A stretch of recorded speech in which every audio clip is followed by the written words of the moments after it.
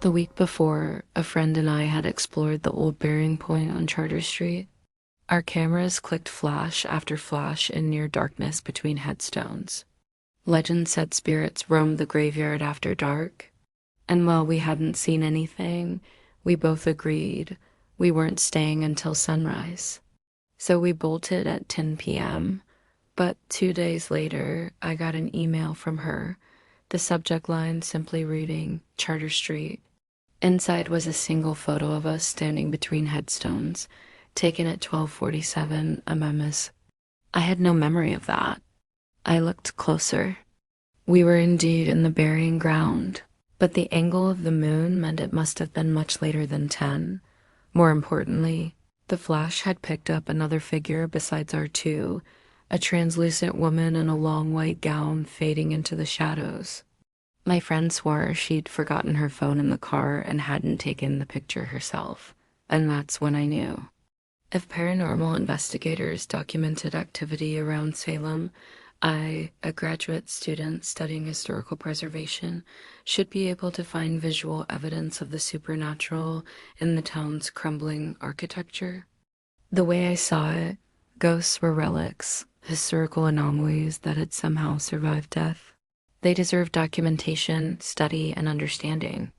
And so I embarked on a mission to capture spectral specters on camera and document whatever demons danced in the daylight. Never in my wildest nightmares did I imagine what I'd truly find. My quest started with the East Parsonage House on Essex Street in Salem. I was in my final semester of my master's program in historical preservation, and this crumbling relic of 1692 looked like the perfect capstone project. Weathered clapboards, gabled roof half collapsed, windows boarded up, but the stories it held were alive. I arrived just after dawn in late October. The air was laced with wood smoke and the tang of brine off the harbor. Mist curled around the slender gravestones in the adjacent burying ground. I unlocked the chained front door with trembling fingers and stepped inside. The floorboards groaned under my weight. The walls, shot through with centuries of paint and graffiti, seemed to inhale and exhale with every heartbeat. My plan was simple: spend 10 nights cataloging the house's structural weaknesses, document every peeling layer of wallpaper, and photograph each rotted beam. But on that first day, as I propped my ladder beneath a warped joist, I heard it, a faint scratching, like fingernails scuffling across plaster. I froze. The scraping ceased. When I listened again, the house was dead silent except for my own ragged breathing. Night 1, I returned at dusk, armed with my tape recorder and a single LED lantern. The front parlor looked gaunt in the weak light, chairs turned over, a moth-eaten rug barely clinging to the floor. I set up my recorder on the mantelpiece, where once a family portrait might have hung, and asked aloud, "Is anyone here with me?" The tape spun for 3 minutes of static, then at the very end a whisper, asterisk, "Why are you here?" My heart slammed so hard I thought it would shatter my ribs. I rewound the tape. There it was again, soft, quavering, human, but distant. I played it back 5 times, and each hear the same words.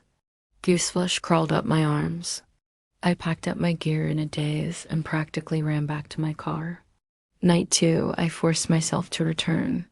The air had turned chilly, every breath visible in the lantern's halo. As I crossed the threshold, the front door slammed behind me. No wind, no one else around. I rushed back to the recorder, now blinking low battery, but I inserted fresh cells. I asked more questions. What happened here? Who lived and died within these walls? The recorder went quiet.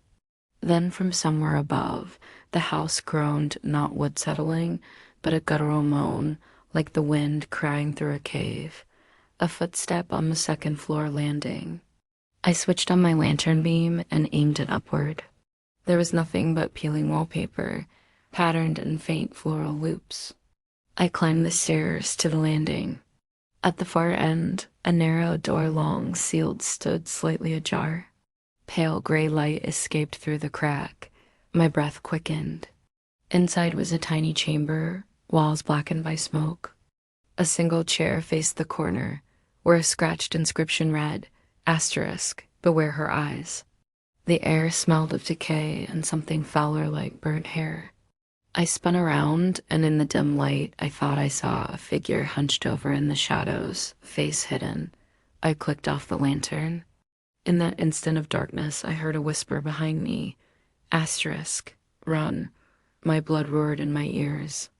I nearly fell stumbling down the stairs, but I made it outside.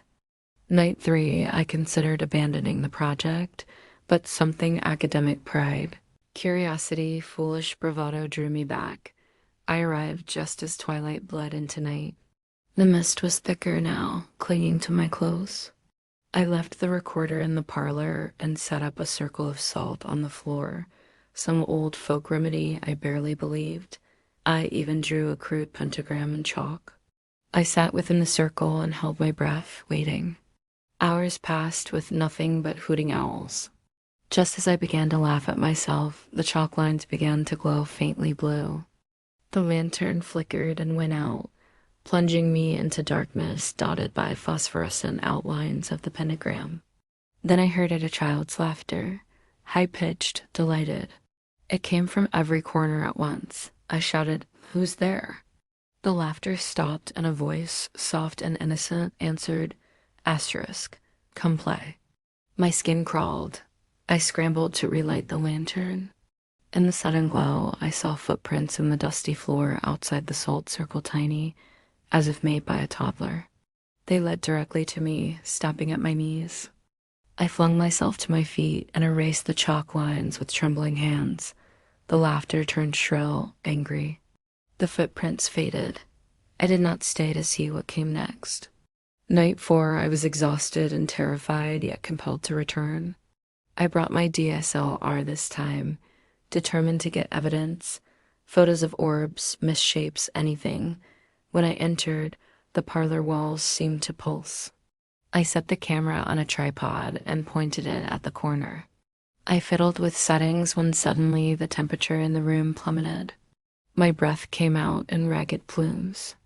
From behind me, something heavy thudded against the wall.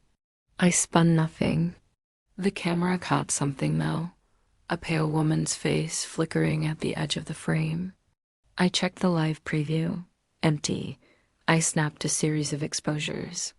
On one photo, the woman was there, her eyes jet black, lips parted in an anguished scream.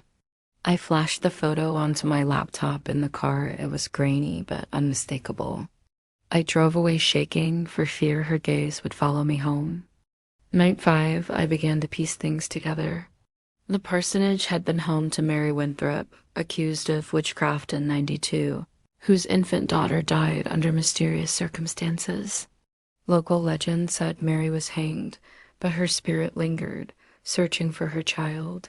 I arrived with fresh resolve to speak directly to her. I set out a small cradle brought for prop documentation, placed a faded doll inside, and addressed the empty air. Mary, I know your grief. I want to help you move on. Silence, then a mournful keening that rose to a crescendo, rattling windows. The cradle rocked violently. I backed away. A child's wail pierced the night. I bolted outside and kept running until I reached my car. Night 6, I tried to quit. I filed an incomplete draft of my thesis and told my advisor I was sick. But guilt gnawed at me. I'd stirred something I couldn't control. I returned alone, unarmed. The house was silent, too silent. I climbed to Mary's old bedroom on the 3rd floor. There, in the moonlight leaking through a fractured window, I saw her, translucent, kneeling beside the floorboards. The loose boards had been pried up, revealing a shallow pit. I knelt and reached in, my fingers brushing cold metal, a tiny tarnished locket. I opened it. The tiny portrait inside was of a woman, Mary herself, and a baby. In that moment, the air exploded with sorrow. Thousands of silent screams condensed into one terrible sound. I stumbled back, cradling the locket. Mary's form shivered, then drifted away out the broken window, leaving only her echo in the wind. Night 7, I researched burial records and discovered the pit on the third floor lay directly over Mary's infant daughter's original grave, sealed when the house was built over it.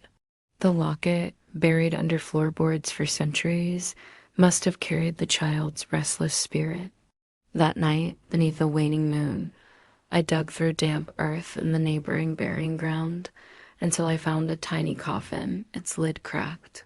I placed the locket inside, whispered a prayer, and hammered the wood closed.